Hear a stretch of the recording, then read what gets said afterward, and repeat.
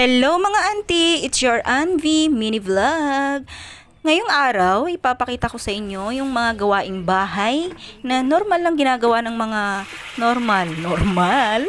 Makit-kita tayo ket syempre, nagugas ako ng plato, wala pa ba? So ayan, nagugas lang naman ako diyan ng plato dahil nung isang araw pa ako hindi nagugas kaya ngayon ko lang naisipang magugas. So ayan, tapos na oh, 'di ba? Ang lakas ng transition. Buti na lang at dumating si Inang. The best talaga ang mga nanay. Yung mga tutupiin ko na hindi ko pa natutupi, siya na po ang nagtupi. Kaya dapat ang mga magulang minamahal at nire-respeto. At may isang pusa na nangunguling. Mas mahal pa pagkain nyo kaysa bigas namin. Mag-aalas 11 na nga pala nung nilabas ko yung aking mga labahin. Yan ang aking backyard.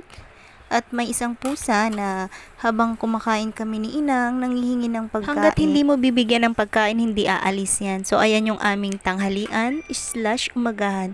Tara guys, kain tayo. Thank you for watching. Bye-bye!